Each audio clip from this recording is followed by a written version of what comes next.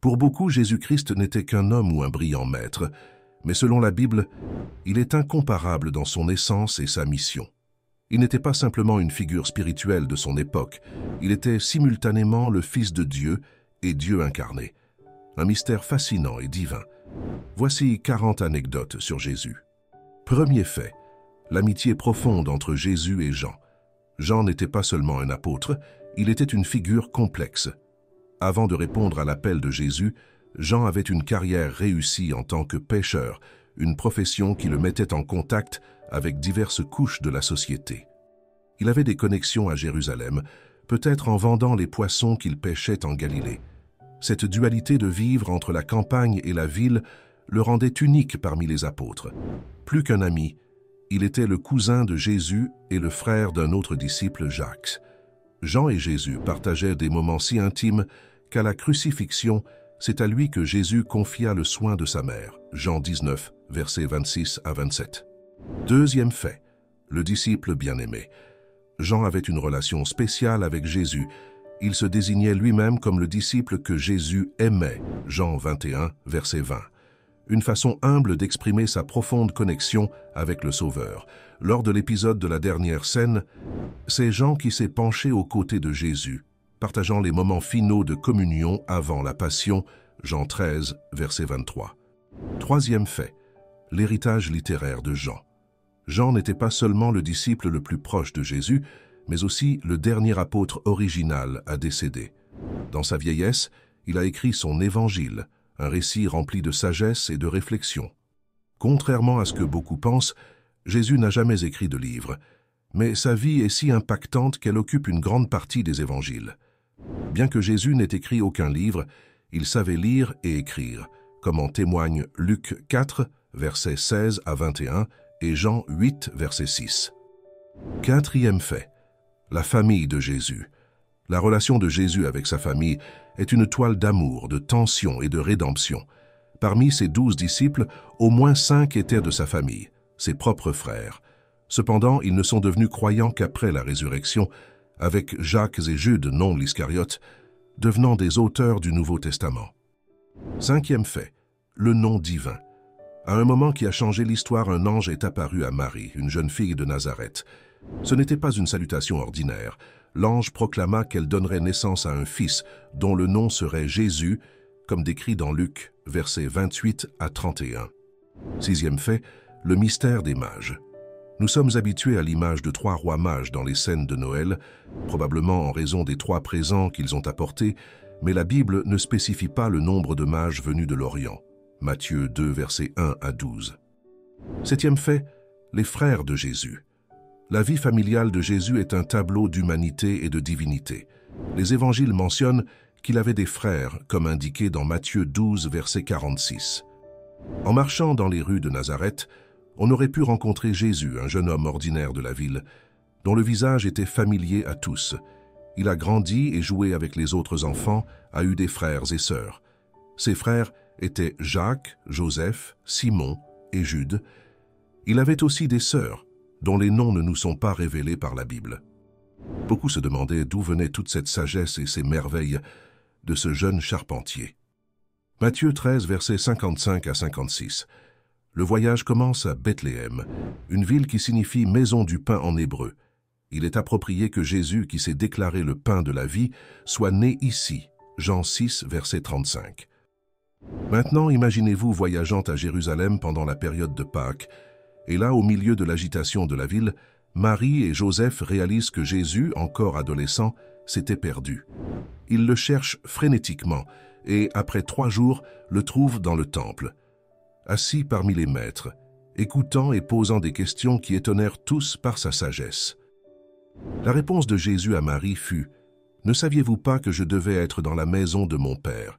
Luc 2, versets 46 à 49. En retournant à Nazareth, le jeune Jésus a appris l'art de la charpenterie de Joseph.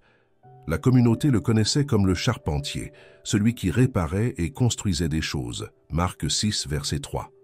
Cependant, l'apparence physique de Jésus reste un mystère. Le prophète Isaïe a dit qu'il n'avait ni apparence ni beauté pour nous attirer. Ésaïe 53, verset 2. Cette affirmation est renforcée par le fait que Judas, a dû identifier Jésus par un baiser aux soldats romains, suggérant que Jésus n'avait aucune caractéristique distinctive, Matthieu 26, verset 48. Qu'après sa résurrection, Marie-Madeleine, dans son angoisse, ne l'a pas immédiatement reconnu. Elle pensait qu'il était le jardinier, un homme ordinaire de l'époque, Jean 20, verset 15. Cela nous amène à réfléchir sur la manière dont la véritable essence de quelqu'un va bien au-delà du physique. Jésus, avec son apparence ordinaire, a accompli les plus grands miracles, a touché d'innombrables vies et a changé le cours de l'histoire de l'humanité. Et ceci n'est que la surface de cette narration enchantée de la vie du Sauveur. À chaque fait révélé, nous sommes invités à en savoir toujours plus et à nous émerveiller de la profondeur de son amour et de sa mission. L'apparence physique de Jésus a toujours suscité la curiosité au fil des siècles. Cependant, il semble curieux que ceux qui étaient le plus proches de lui, tels que Matthieu, Pierre et Jean, disciples qui ont partagé 3 ans de vie avec le Sauveur, ainsi que ses propres frères Jacques et Jude, ne nous aient pas laissé de description détaillée de son visage ou de sa stature. Peut-être pour eux, ce qui importait vraiment n'était pas l'apparence extérieure de Jésus, mais plutôt son essence divine et sa mission transformative. L'atmosphère était joyeuse et festive. Nous sommes à Cana en Galilée, où un mariage se déroule et Jésus, sa mère et ses disciples ont été invités. Pendant les festivités, Marie s'approche de Jésus avec un problème. Le vin est épuisé, une situation délicate. Sachant que les fêtes de mariage pouvaient durer plusieurs jours, et malgré la condamnation de l'ivresse dans l'Ancien Testament, le vin était un symbole de joie et de célébration. Marie, connaissant la capacité de son fils, lui demande de l'aide. Ce qui suit est l'un des miracles les plus emblématiques de Jésus, la transformation de l'eau en vin, un signe de la transformation qu'il pouvait opérer dans la vie des gens. Cet acte, plus qu'un simple miracle, était une manifestation de son pouvoir et de son autorité sur la nature, inaugurant sa vie publique et renforçant la foi de ses disciples. Jean 2, versets 1 à 11. En voyageant à travers les pages de la Bible, nous nous trouvons dans le dernier livre, l'Apocalypse. Et ici, dans le dernier verset, nous sommes à nouveau rappelés de la centralité de Jésus. Que la grâce du Seigneur Jésus soit avec tous. Amen. Apocalypse 22, verset 21. Cette conclusion est une bénédiction d'espoir, démontrant que, par-dessus tout, l'histoire de l'humanité est une histoire de grâce et d'amour divin. Jésus a commencé sa mission publique vers l'âge de 30 ans, comme indiqué en Luc 3, verset 23. Ce fait est intéressant car, selon Nombre 4, verset 3, les hommes ne pouvaient assumer la fonction de prêtre qu'à partir de cet âge. Mais ce n'est pas une limite pour tous, c'est simplement une réflexion sur la préparation et le moment divin dans la vie de Jésus. La capacité linguistique de Jésus est également fascinante. Il est probable que Jésus parlait plusieurs langues, l'araméen, la langue quotidienne des Juifs en Palestine, l'hébreu pour les études religieuses et le grec, la langue franche du bassin méditerranéen à cette époque. Cette capacité de communiquer dans différentes langues met en évidence sa capacité à se connecter avec différentes personnes, cultures et traditions. Même en tant que fils de Dieu, Jésus avait besoin de solitude. Malgré sa vie largement publique, avec des enseignements, des débats et des guérisons, il cherchait fréquemment des endroits tranquilles pour prier et se reconnecter avec le Père. Cette recherche d'équilibre entre le public et le privé, entre l'action et la contemplation, est un rappel pour nous tous de l'importance de trouver des moments d'introspection et de connexion avec le divin au milieu de l'agitation de la vie quotidienne. Dans cette toile d'événements et de détails, nous sommes invités à voir Jésus non seulement comme le Sauveur, mais aussi comme quelqu'un qui a vécu parmi nous, partageant nos joies, tristesses, défis et triomphes. Et chaque nouveau détail révèle davantage sur son caractère, sa mission et l'amour profond qu'il a pour chacun de nous. Au milieu de la pression et de l'effervescence de sa mission, Jésus comprenait l'importance de se retirer, de chercher le silence et l'introspection. En Luc 6, versets 11 à 14, nous sommes rappelés d'un moment crucial de sa mission. Confronté à l'hostilité et à la confusion de ceux qui l'entourent, il se réfugie dans les montagnes pour prier, cherchant la guidance et la présence réconfortante du Père. Et au lever du jour, après une nuit entière de prière, il fait l'un des choix les plus significatifs de sa mission, la sélection des 12 apôtres. Ici, nous voyons le caractère délibéré et réfléchi de Jésus, un leader qui cherche la guidance divine à chaque étape. La généalogie et la lignée de Jésus ont toujours fasciné les chercheurs. Bien que la plupart s'accordent à dire qu'il n'a pas eu d'enfant, nous ne pouvons pas oublier que Jésus avait des frères et des sœurs, comme mentionné dans Matthieu 3, versets 55 à 56. Cela ouvre la possibilité qu'il y ait quelque part dans le monde des descendants de la famille de Jésus encore en vie, portant dans leur ADN des traces de cette famille sacrée. Contrairement aux représentations stoïques et impassibles dans de nombreuses œuvres d'art, les évangiles décrivent Jésus comme quelqu'un profondément émotionnel et passionné. Il montre du zèle dans Matthieu 21, versets 12 et 13, en chassant les marchands du temple, un lieu qui devrait être dédié à la prière, mais qui a été transformé en marché. Son empathie et sa compassion sont évidentes dans son interaction avec les foules, qu'il voit comme des brebis sans berger, cherchant une direction spirituelle. Le jeûne de 40 jours de Jésus dans le désert est une épreuve non seulement de sa résistance physique, mais aussi de sa force spirituelle. En étant tenté par le diable pendant cette période, comme décrit dans Matthieu 4, versets 1 à 3, Jésus démontre une sagesse profonde et une connexion avec les Écritures. Et parlant des Écritures, il est incroyable de voir comment Jésus, lorsqu'il est tenté dans le désert, répond au diable en citant seulement le livre du Deutéronome. Chaque tentation à laquelle Jésus est confronté est réfutée par un verset de ce livre, montrant sa connexion profonde et sa compréhension des Écritures.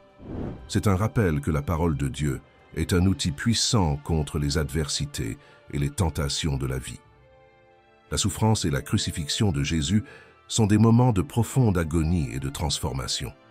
Les Écritures nous disent qu'après la flagellation et suspendu à la croix, son apparence était tellement altérée et défigurée que beaucoup le regardaient avec étonnement. Le prophète Isaïe, dans Isaïe 52, verset 14, l'avait prédit des siècles auparavant, décrivant l'ampleur de la souffrance du Sauveur. Mais même au milieu de cette agonie, l'amour et la mission rédemptrice de Jésus sont restés inébranlables. En tissant ces récits ensemble, nous sommes rappelés de l'humanité de Jésus, de son besoin de solitude, de sa connexion profonde avec les Écritures, de sa passion et de son émotion, et de son sacrifice incommensurable sur la croix. Chaque détail nous rapproche davantage de son cœur et nous rappelle l'immense amour qu'il a pour chacun de nous. L'impact physique et émotionnel de la torture subie par Jésus est une représentation tangible de l'étendue de son sacrifice pour nous. Dans Matthieu 26, verset 67 et Matthieu 27, verset 30, nous sommes confrontés à la triste réalité de la brutalité qui lui a été infligée, depuis les gifles jusqu'à cracher sur son visage. La gravité de sa souffrance était si intense que son apparence en était devenue méconnaissable. À chaque gifle, fouet et moquerie, nous sommes rappelés de la profondeur de son amour et de son engagement envers l'humanité.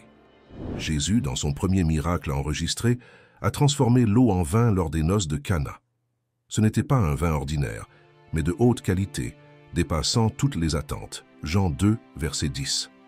Le mot grec « mephouel » indique que la boisson était fermentée et avait la capacité d'enivrer.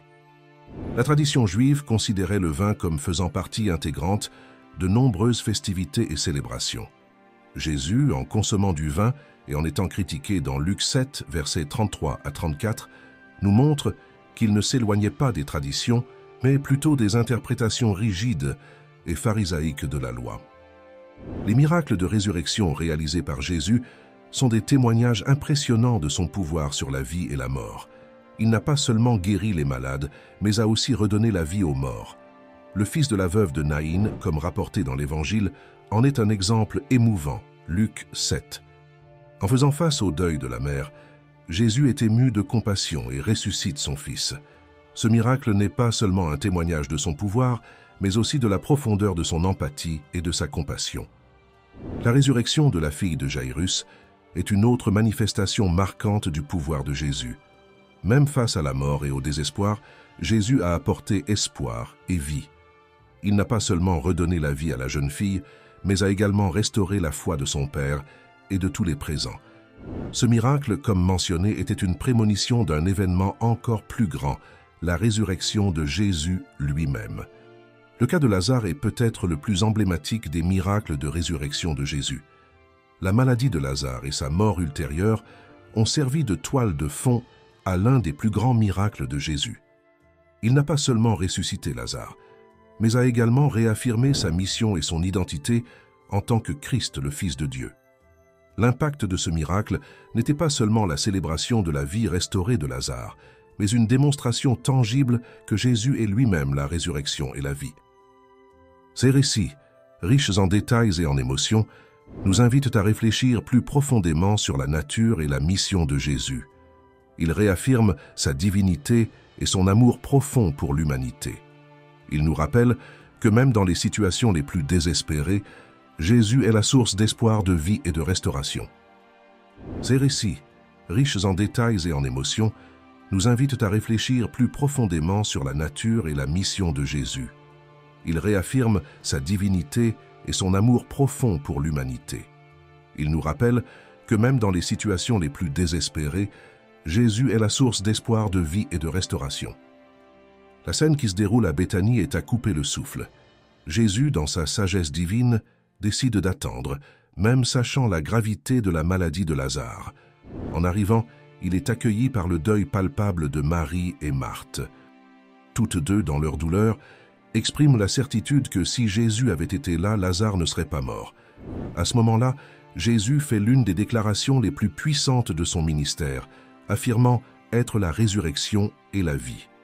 Et alors, sous les yeux ébahis de la foule, il accomplit un miracle inimaginable, ramenant Lazare à la vie après 4 jours de son décès. Cela solidifie ainsi sa promesse d'espoir et de vie éternelle pour nous tous. Jean 11. Le ministère de Jésus, bien que bref, a été rempli de moments significatifs qui ont transformé l'histoire de l'humanité. Les évangiles nous donnent une vision claire de son parcours, marquant sa présence lors d'au moins 3 fêtes de la Pâque et révélant que son ministère a duré environ 3 ans et demi. En si peu de temps, Jésus a accompli d'innombrables miracles, enseigné des paraboles révolutionnaires et tracé un chemin d'amour et de sacrifice.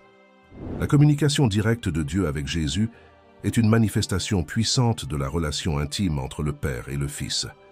À 3 moments cruciaux, le Père a parlé audiblement, réaffirmant la mission et l'identité de Jésus, au baptême et peu avant la crucifixion.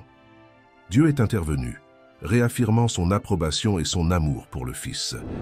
Ces occasions sont des preuves claires du plan divin en action et de la manière dont Dieu voit et approuve le rôle de Jésus dans l'histoire du salut.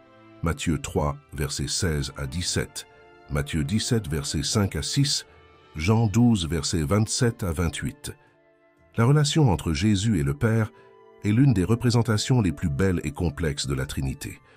Même en sachant l'immense souffrance qui l'attendait, Jésus est resté fidèle à la mission qui lui a été confiée. Sa demande pour que le Père glorifie son nom n'était pas seulement une supplication personnelle, mais une démonstration de son dévouement inébranlable à la volonté divine. Et en réponse, le Père a réaffirmé sa présence et son approbation une fois de plus, soulignant l'importance du sacrifice de Jésus pour toute l'humanité. Les réactions variées de la foule à la voix du ciel sont représentatives des diverses réponses humaines à la divinité de Jésus. Certains ont entendu la voix de Dieu, tandis que d'autres l'ont rejeté comme un simple tonnerre. Cependant, l'intention de Dieu en se manifestant était claire: réaffirmer la divinité et la mission de Jésus pour que tous entendent et croient.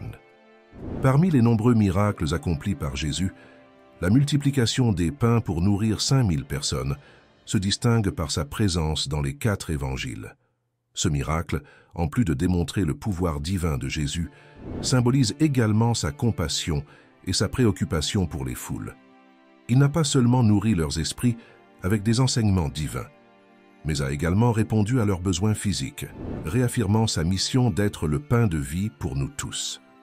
Au seuil de l'immensité du paysage de Galilée, une foule fatiguée se rassemblait, la faim évidente dans les yeux des gens.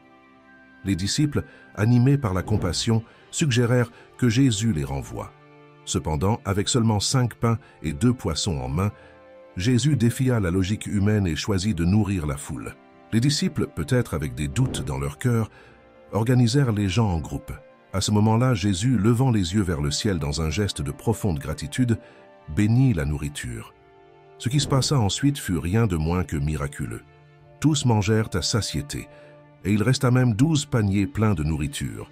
Luc 9, versets 14 à 17. À mesure que la croix approchait, l'humanité de Jésus devenait encore plus évidente. Dans le jardin de Gethsémani, son angoisse était palpable, sa douleur si intense que sa sueur devint comme des gouttes de sang, un phénomène connu sous le nom d'hématidrose. Ce détail, comme mentionné seulement par Luc, qui était médecin de profession, souligne la profonde angoisse que Jésus a ressentie dans son sacrifice. Luc 22, verset 44. Marie, qui accueillit Jésus à sa naissance, dans des circonstances modestes, fut également présente lors des moments les plus douloureux de sa vie.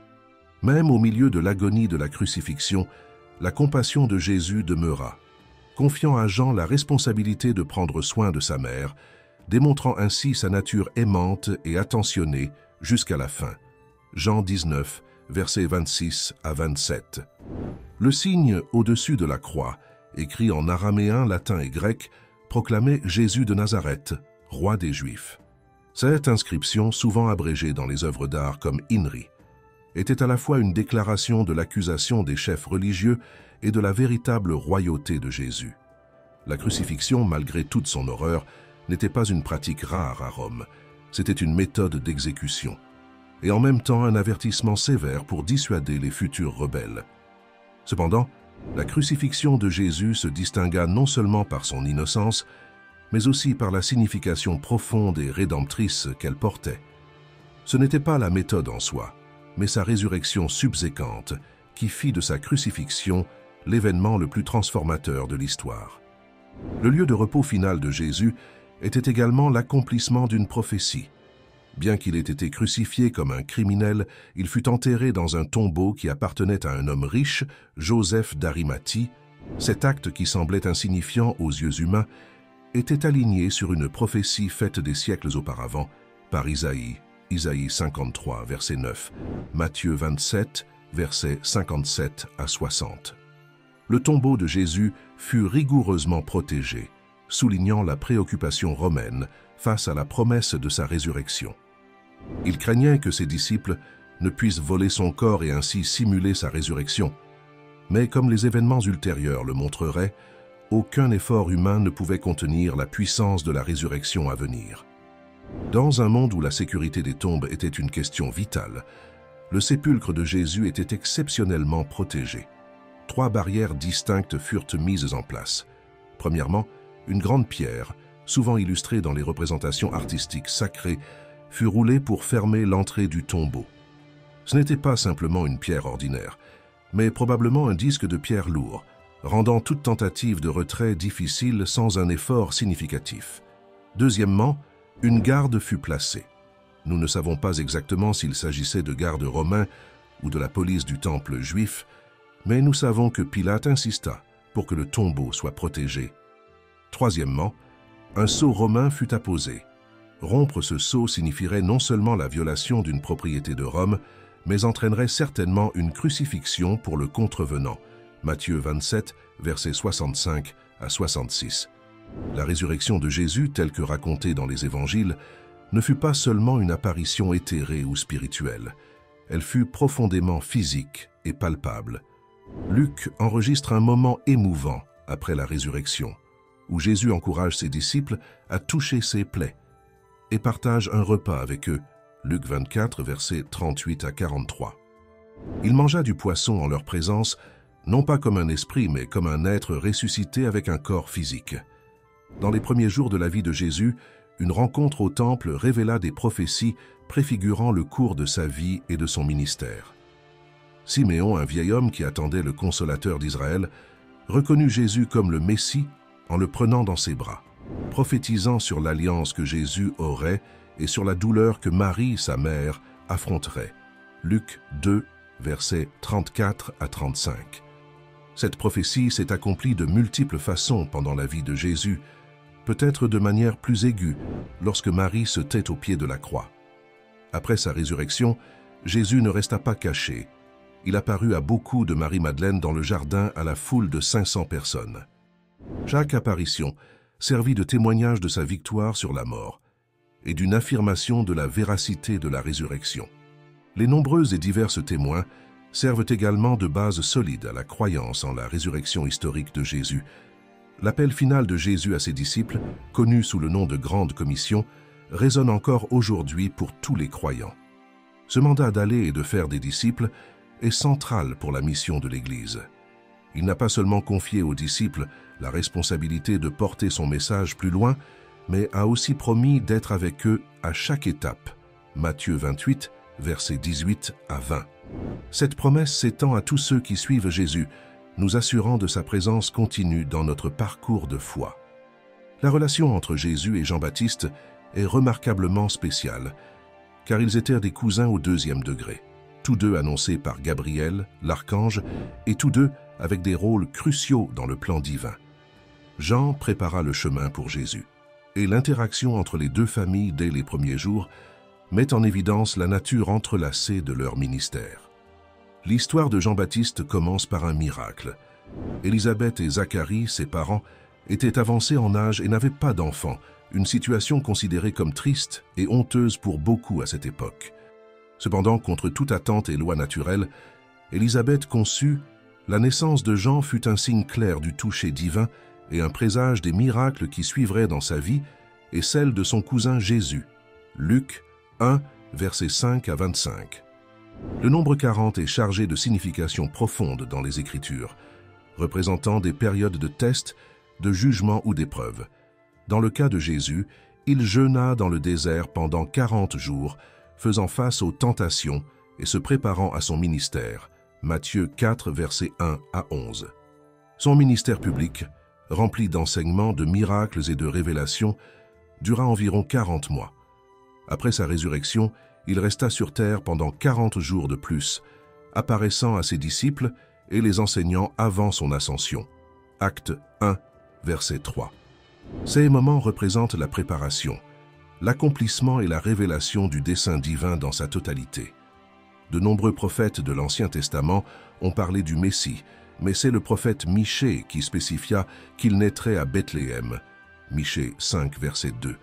Un petit village presque insignifiant devint le théâtre de la naissance du Sauveur du monde, réitérant que Dieu opère de manière mystérieuse et souvent inattendue. Comme confirmé par Matthieu, Jésus est effectivement né à Bethléem, validant la précision de la prophétie et l'infaillibilité de la parole de Dieu, Matthieu 2, versets 1 à 6.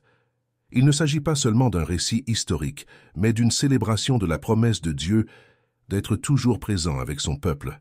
C'est un message d'espoir, d'amour et de joie pour nous tous. Vous cherchez la prospérité et l'épanouissement dans tous les domaines de votre vie? Je veux apprendre comment la foi et la sagesse biblique peuvent transformer votre relation avec l'argent et vous conduire vers une vie plus prospère. Le livre « Prospérité avec Dieu » vous fournira un guide inspirant et pratique pour entreprendre un voyage vers une véritable richesse. Découvrez comment renforcer votre foi en Dieu et la mettre en action, atteignant la satisfaction, le succès financier et une vie abondante. Cliquez sur le lien dans les commentaires et plongez dans ce livre rempli d'enseignements précieux. Préparez-vous à une lecture transformative qui vous guidera vers une vie de prospérité basée sur votre connexion avec le Créateur. Ne manquez pas cette opportunité de découvrir le véritable sens de la prospérité.